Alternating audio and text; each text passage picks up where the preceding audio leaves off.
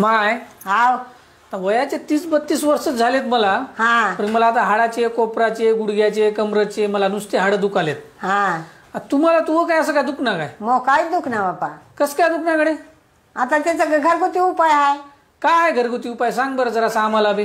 मग ते तुम्ही काय करायला त्या पगारीच्या मागे लागाल्या हा आणि ते धावपळ धावपळ धावपळ करायला ते आट्याचं पीठ आणून खायला. हा ते घरगुती उपाय आहे. ते हाड दुखायचा, केस गळायचा, गुडघे दुखायचा. हा हा हा ते तुम्ही खाय ना बी. ते खाओ काय, हे खाओ काय, हे खाओ काय, ते खाओ काय. हे बघा तुम्हाला घरगुती उपाय सांगतो.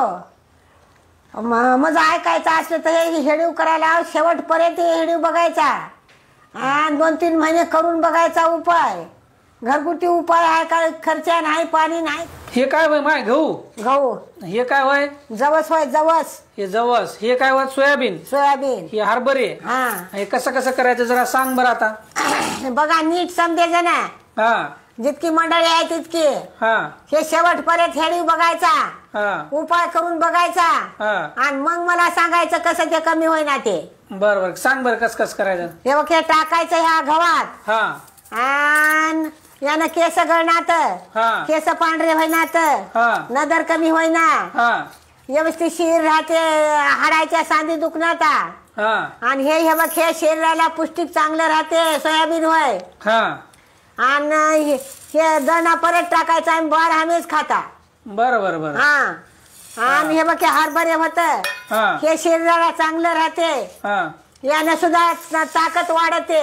हा घोड्याला सुद्धा हरभरे ठेवतात. हा घोडा ताकदवान नाच आहे म्हणून. हा हे माणसाला ताकदीसाठी होय.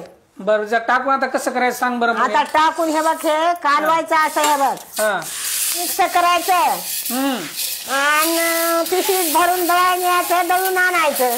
अच्छा म्हणजे तुझं म्हणणं आहे दळून आणून याचं पीठ खायचं. हा याचं पीठ बार हमेश खायचं, तुटू द्यायचं नाही. बरं बरं बरं बरं. हा काय माय काय होय ते कशानं मोजालीस? माझे शेअर होय. शेर होय काय? हा आणि शेरानं काय मोजालीस आता असं? हे शेरानं पहिलं काठी नव्हते, तराजू नव्हते.